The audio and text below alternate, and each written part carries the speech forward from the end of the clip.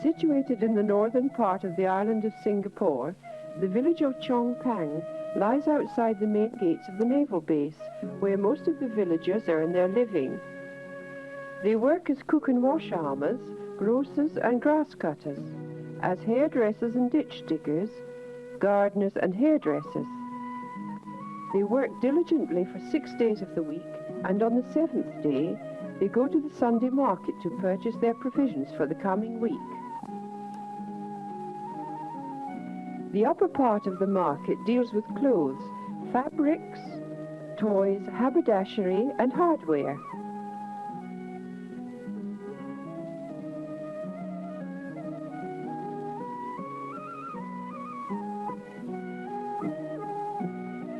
Within this Aladdin's cave, you can buy cups and saucers, chopsticks, plastic buckets, Chinese bowls, Japanese drinking glasses, and hosts of other domestic items.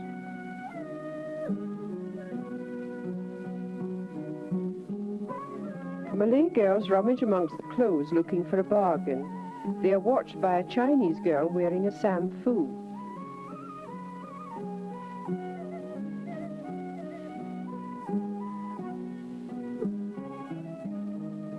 The kaftan and white trousers look very smart on these two Pakistani girls.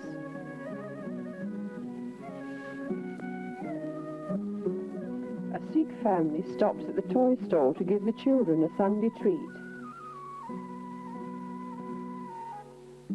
The religion of the Orthodox Sikhs calls for the males not to cut their hair and to keep their head covered. As a youth, they wear their hair tied up in a top knot, and when they are adults, they wear the turban.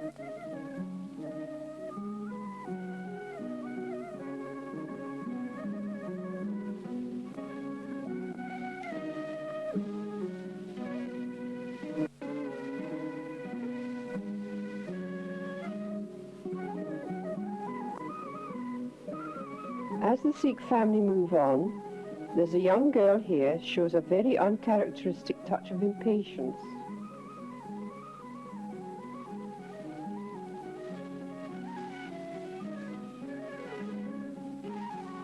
The hat on the Malay gentleman is called a songkok and shows that he is a Muslim. Had the songkok been white, it would have meant that its wearer had completed the pilgrimage to Mecca.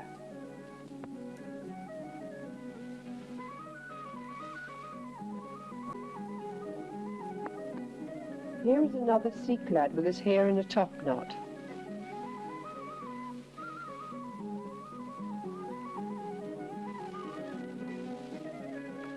The long flowing dresses of the Malay girls are called jurongs and are the national costumes of the state of Johor.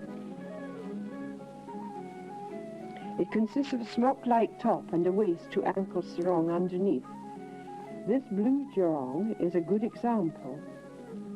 Fruit stalls spill out onto the main road that separates the upper market from the lower market. The road links the naval base with the city of Singapore and abounds with colourful characters, like this one on a bicycle, or this up-country Malay family. The small boy is carrying a paper umbrella called a wanchai.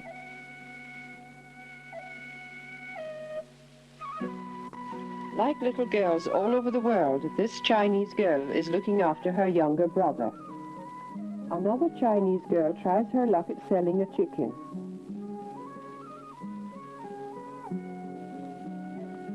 Tropical fish are cheap in Singapore, and beautiful specimens can be found in the markets.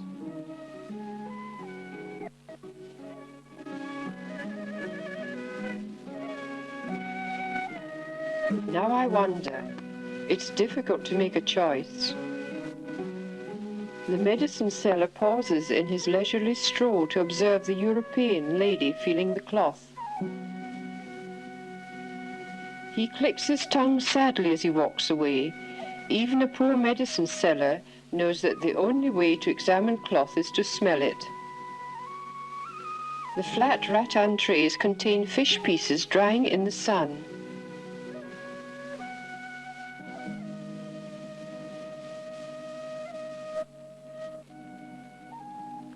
Across the road are the chicken and egg sellers. The chickens are prodded and poked and sold alive.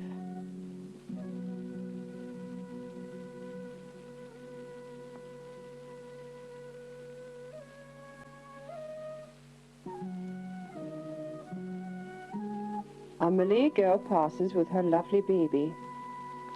No stalls are allowed at this roadside, so the cauliflowers, vegetables and tomatoes are displayed on the pavement.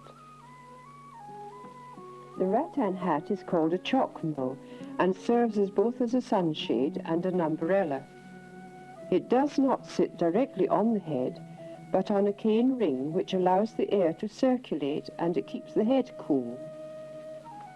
Look how firm they are, how fresh and without blemish, she tells her potential customer. Can you get better or cheaper anywhere else in the market? The Chinese vendors display their greens and vegetables with neat precision. Each individual leaf is washed and cleaned. The vegetables are weighed on handheld balances, and every last ounce is contested. The bargaining is completed and a price is reached. The greens are wrapped up in an old newspaper, and there is plenty of change from a Singapore dollar, which is worth about 12 pence. The Sikh girl is holding a bunch of tiger orchids. They have cost her the equivalent of about 5 pence. The lower market is the real market and deals almost exclusively with food. It is much more congested and spills out in all directions of the neighbouring streets.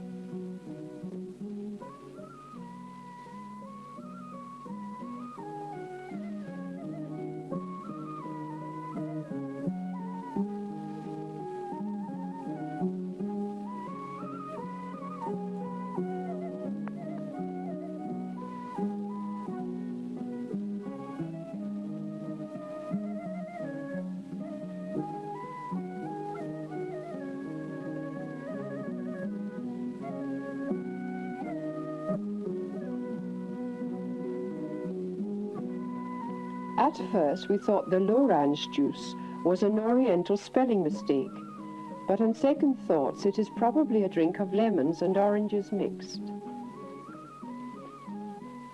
The tomatoes look insipid and the chickens pant in the heat, and there's an empty can of dandy livers from Australia.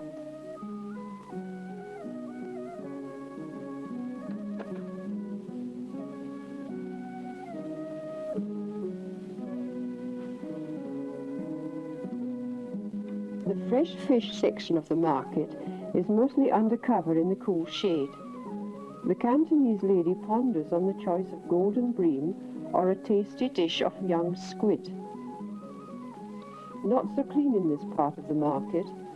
A good sweet pineapple would cost about 5 pence. These are used for flavouring.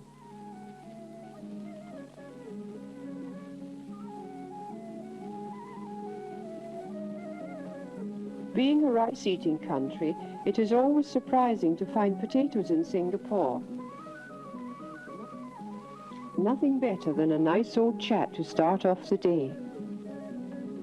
At the fringe of the market, the stalls peter out and the wares are on the ground again. Red peppers. I never did discover what this odd fruit was.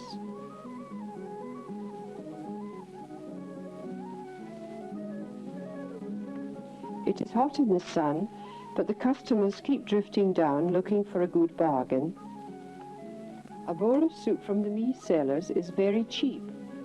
The whole eating stall, including a charcoal fire, kwalis, which are a cooking utensil, bowls, chopsticks, spoons, table and small stools, are all transported around on a carrying pole, which allows the meat seller to set up his mobile food stall any place where he can find a customer. The young armors from the naval base look for trinkets, garments to wear, and records. Chong Pang Market is a kaleidoscope of colour, a mosaic of faces and races. It is a multiracial society from all corners of the globe.